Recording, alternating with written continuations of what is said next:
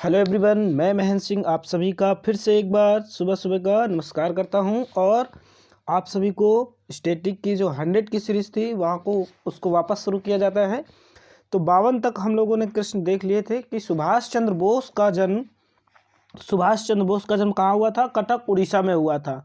और यह अपना राजनीतिक गुरु किसे मानते थे? CR दास यानी चित्तरंजन दास को ये अपना राजनीतिक गुरु मानते थे। सबसे पहले इनको नेताजी की उपाधि किसने दी थी? एडोल्फ हिटलर नामक व्यक्ति ने सबसे पहले इनको किसकी उपाधि दी थी? नेताजी की उपाधि दी थी। सुभाष चंद्र बोस ने ही दिल्ली चलो का नारा दिया था, तुम मुझे खून दो मैं तुम्हें आज़ादी दूंगा, ये नारा भी सुभाष चंद्र बोस ने ही दिया था। ठीक है, तो अब हम आगे इसके यहाँ तक क्वेश्चन हो गए थे 52 तक और ये 100 की सीरीज थी। हम इसमें आगे बढ़ते हैं, चलिए तो शुरू करते हैं। नेक्स्ट क्वेश्चन है आपका 53 नंबर पर, स्वेज नहर के खुलने से किन दो महाद्वीपों के बीच का मार्ग छोटा हो गया था? स्वेज नहर के खुलने से किन दो मार्ग नीचा हो गया था? तो कौन से हैं दो? यूरोप और एशिया। यूरोप और पूर्वी मध्य एशिया में क्या हुआ था कि कम हो गया था। ठीक है, चलिए अब इसकी हम बात करते हैं। यूरोप और पूर्वी एशिया अफ्रीका के बीच स्वेज नहर किसको जोड़ती है? तो ये भूमध्य सागर और लाल सागर को जोड़ती है। इसको के खुल जाने से भारत और यूरोप के मध्य की लगभग 7000 किलोमीटर की दूरी क्या हो गई थी? कम हो गई थी। स्वेज नहर के खुलने से भारत और यूरोप के मध्य की 7000 किलोमीटर की दूरी क्या हो गई थी? कम हो गई थी। ये भूमध्य सागर और लाल सागर को जोड़ती है। भूमध्य सागर अफ्रीका के उत्तर में स्थित है। ठीक है, तो इसके खुलने से यूरोप और एशिया के बीच की दूरी क्या हो गई थी? कम हो गई थी। ठीक है, नेक्स्ट क्वेश्चन है आपका, अगला क्वेश्चन लेते हैं। नेक्स्ट क्वेश्चन है आपका, पौधों द्वारा नाइट्रोजन को किस रूप में ग्रहण किया जाता है? पौधों द्वारा नाइट्रोजन को किस रूप में ग्रहण किया जाता है? तो नाइट्रेट के रूप में ग्रहण किया जाता है। ठीक है, मनुष्य नाइट्रोजन को प्रोटीन के रूप में ग्रहण करता है। किस रूप में ग्रहण करता है? प्रोटीन के रूप में वनस्पतियों के माध्यम से इसको ग्रहण करता है। ठीक है, नाइट्रोजन की बात करें तो वायुमंडल में सर्वाधिक पाई जाने वाली गैस कौन सी होती है? तो वो आपकी गैस नाइट्रोजन होती है। 78% ये पाई जाती है। ठीक है बच्चों, चलिए नेक्स्ट क्वेश्चन लेते हैं। अगला क्वेश्चन है आपका, इलेक्ट्रॉन के खोजकर्ता कौन थे? इलेक्ट्रॉन के खोजकर्ता किसे माना जाता है? तो जे थॉमसन को इलेक्ट्रॉन का खोजकर्ता माना जाता है। न्यूट्रॉन की खोजकर्ता की बात करें तो चैडविक को न्यूट्रॉन का खोजकर्ता माना जाता है। और प्रोटॉन का खोजकर्ता किसे माना जाता है? तो रदरफोर्ड को माना जाता है। ये तीनों याद रखिएगा। और इलेक्ट्रॉन पर ऋण आवेश होता है, प्रोटॉन पर धन आवेश होता है और न्यूट्रॉन आपका उदासीन होता है। इन्हीं के तीनों के मिलने से परमाणु यानी एटम का निर्माण होता है। नेक्स्ट क्वेश्चन है आपका, विश्व में प्राकृतिक रबड़ का सबसे बड़ा उत्पादक देश कौन सा है? मोस्ट इंपॉर्टेंट क्वेश्चन है। विश्व में रबड़ का सर्वाधिक उत्पादक कौन करता है? तो थाईलैंड करता है। ठीक है, रबड़ का सर्वाधिक उत्पादन कौन करता है? थाईलैंड करता है। भारत में अगर बात करें तो भारत में केरल जो है सर्वाधिक रबड़ का उत्पादन करता है। कौन करता है? केरल। यदि रबड़ में सल्फर को घोल दिया जाए या सल्फर का घोल मिला दिया जाए तो रबड़ बहुत अधिक लचीला और मजबूत हो जाता है। ठीक है, ये याद रखिएगा। किसको मिलाने से? सल्फर के घोल को मिलाने से क्या हो जाता है? रबड़ बहुत अधिक लचीली और मजबूत हो जाती है। ठीक है, चलिए नेक्स्ट क्वेश्चन है आपका, वन अनुसंधान संस्थान केंद्र कहाँ पर स्थित है? वन अनुसंधान केंद्र कहाँ पर स्थित है?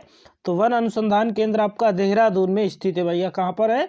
वन अनुसंधान केंद्र आपका देहरादून में है। ठीक है, चलिए तो इसका आंसर क्या हो जाएगा? देहरादून। वन अनुसंधान केंद्र आपका देहरादून में स्थित है। किसी चुंबक को गर्म करने पर क्या होगा? चुंबक को गर्म करने पर क्या होता है भैया? उसका चुंबकत्व जो होता है वो नष्ट हो जाता है। ये भी इंपॉर्टेंट क्वेश्चन है। नेक्स्ट क्वेश्चन लेते हैं। अगला क्वेश्चन है आपका, एक अश्व शक्ति किसके समान है? एक अश्व शक्ति किसके समान है? तो ये 746 वाट के समान है। 1 HP हॉर्स पावर जिसे कहते हैं, तो ये 746 वाट के बराबर होता है। अमीबा में कुल कितने सेल या कोशिका होती हैं? सभी जीवों का निर्माण किससे मिलकर होता है? कोशिकाओं से मिलकर होता है। अमीबा में कुल कितनी सेल होती है? तो अमीबा एक सेल से निर्मित होती है। किससे निर्मित होती है? एक सेल से अमीबा निर्मित होती है, याद रखिएगा। भारत के किस शहर में जंतर मंतर स्थित है? मोस्ट इंपॉर्टेंट, तो ये दिल्ली में स्थित है। जंतर मंतर कहाँ पर स्थित है? दिल्ली में ही राजघाट स्थित है, जो महात्मा गांधी की स्मृति स्थल है। ठीक है, दिल्ली में ही अक्षरधाम मंदिर स्थित है। याद रखिएगा, पूछा गया है कि अक्षरधाम मंदिर कहाँ पर है, तो दिल्ली में अक्षरधाम मंदिर भी स्थित है। नेक्स्ट क्वेश्चन लेते हैं। अगला क्वेश्चन है, आरएनए का मुख्य कार्य क्या है? आरएनए का मुख्य कार्य क्या है? राइबोन्यूक्लिक एसिड का मुख्य कार्य क्या है? तो ये प्रोटीन का संश्लेषण करता है। ठीक है, प्रोटीन का क्या करता है? संश्लेषण करता है, और इसीलिए राइबोसोम को प्रोटीन की फैक्ट्री भी कहा जाता है। ठीक है, तो आरएनए का मुख्य कार्य क्या है? प्रोटीन का संश्लेषण करना, इसे प्रोटीन का प्लेटफॉर्म भी कहा जाता है, और राइबोसोम को प्रोटीन की फैक्ट्री कहा जाता है। ठीक है, प्रोटीन शरीर में क्या करता है? प्रोटीन शरीर में टूट फूट और मरम्मत का ध्यान रखता है, कोशिकाओं का निर्माण करता है। कौन सा मुगल राजा अनपढ़ था? तो अकबर जो थे ये अनपढ़ बादशाह थे। ठीक है, अगर हम बात करें मुगल वंश में अनपढ़ राजा अकबर थे, और सल्तनत वंश में अनपढ़ राजा की बात करेंगे तो अलाउद्दीन खिलजी थे, लेकिन इन्होंने अपने क्षेत्र में बहुत सारी प्रगति की, इसलिए दोनों के नाम आते हैं। अगर अकबर के हम बात करें शिक्षक की, तो अब्दुल लतीफ़ जो है ईरान का रहने वाला था, वो इनका शिक्षक नियुक्त किया गया था। कौन नियुक्त किया गया था? अकबर का शिक्षक अब्दुल लतीफ़, लेकिन ये फिर भी अनपढ़ रहे। ठीक है, तो अब्दुल लतीफ़ का नाम भी याद रखेंगे कि अकबर के शिक्षक का क्या नाम था, तो वो अब्दुल लतीफ़ नाम था, ये ईरान के रहने वाले थे। ठीक है, नेक्स्ट क्वेश्चन लेते हैं। अगला क्वेश्चन है, जब कोई व्यक्ति सोता है तो उस पर क्या प्रभाव पड़ता है, या उसका क्या कम हो जाता है? तो उसका जो रक्तचाप होता है वो घट जाता है। ठीक है, ब्लड प्रेशर जो होता है वो कम हो जाता है। याद रखिएगा, सामान्य जो रक्तचाप होता है वो कितना होता है?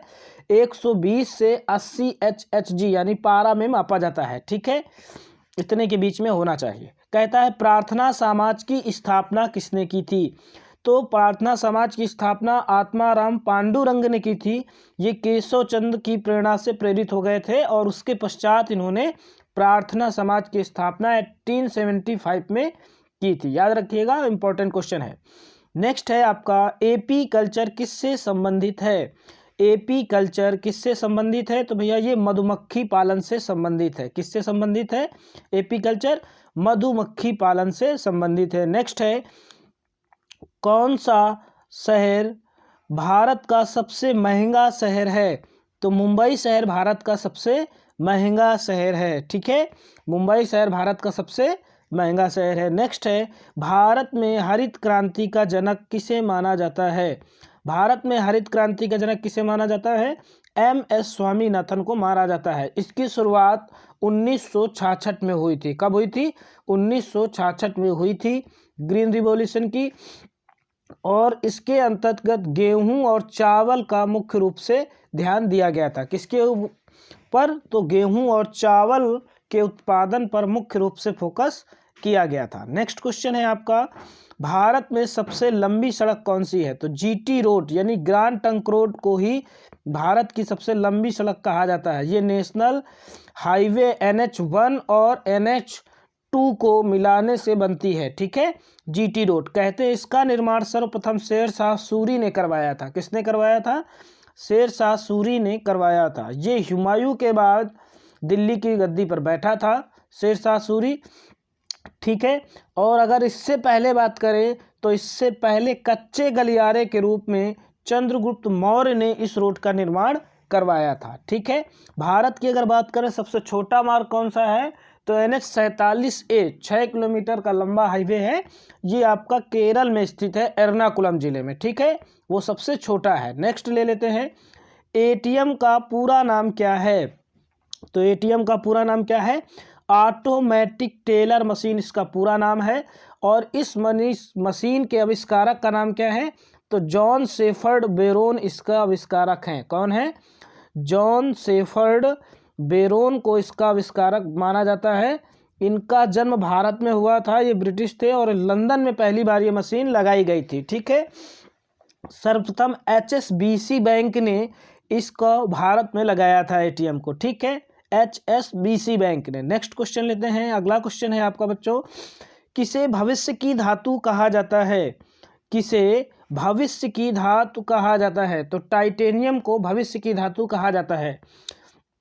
किसे कहा जाता है? टाइटेनियम को भविष्य की धातु कहा जाता है। इसके विषय में कहा जाता है कि यह लोहे से वजन में आधी तथा मजबूती में, लोहे से वजन में आधी और मजबूती में कितनी होती है? 2 गुना अधिक होती है। चंद्रमा से जब मिट्टी लाई गई थी तो उसमें सर्वाधिक मात्रा में टाइटेनियम पाया गया था। ठीक है बच्चों, तो ये भविष्य की धातु है। फिर कहते हैं आशा की धातु किसे कहा जाता है? आशा की धातु या hope of metal, metal of hope, तो ये प्लैटिनम को मेटल ऑफ होप के नाम से जाना जाता है। ठीक है, आवारा धातु के नाम से, आवारा तत्व के नाम से, सॉरी, आवारा तत्व के नाम से हाइड्रोजन को जाना जाता है। ठीक है, चलिए अगला क्वेश्चन है, स्टेनलेस स्टील किसका मिश्रण है? स्टेनलेस स्टील किसका मिश्रण है? तो ये लोहा और क्रोमियम का मिश्रण होता है। ठीक है भैया, इंपॉर्टेंट है, मिश्र धातु है। अंजू बॉबी जॉर्ज किससे संबंधित हैं? तो ये एथलेटिक्स जो गेम होते हैं उससे संबंधित है। किससे संबंधित है? एथलेटिक्स से।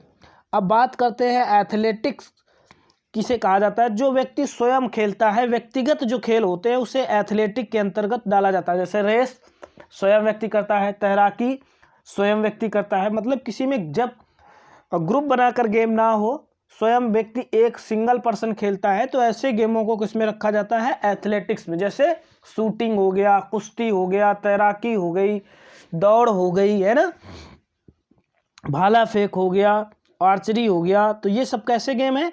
ये आपके एथलेटिक्स के अंतर्गत आने वाले गेम हैं, जिनमें व्यक्ति स्वयं खेलता है बिना किसी खिलाड़ी की मदद के। ठीक है, तो इनका संबंध एथलेटिक्स से था। नेक्स्ट क्वेश्चन है आपका, रेड रॉट रोग किस फसल में लगता है? तो ये रेड रॉट यानी लाल सड़न रोग इसी को कहा जाता है। ये गन्ने की फसल में लग जाता है। किस फसल में लगता है? गन्ने में ये लगता है।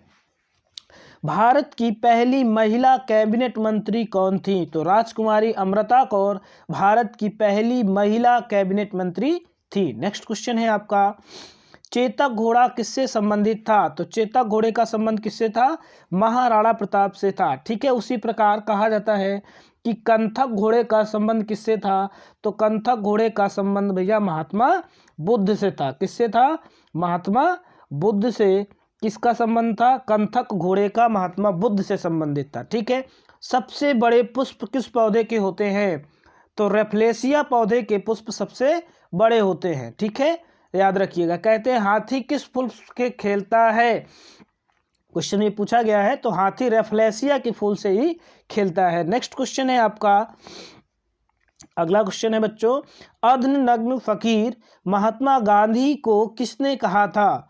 महात्मा गांधी जी को अर्धनग्न फकीर की उपाधि किसने दी थी? तो ये चर्चिल ने महात्मा गांधी को उपाधि दी थी अर्धनग्न फकीर की। चर्चिल, एक विंस्टन चर्चिल का नाम सुना हो आपने, तो विंस्टन चर्चिल ने ही सर्वप्रथम महात्मा गांधी को क्या किया था? अर्धनग्न फकीर की उपाधि दी थी। किसने दी थी?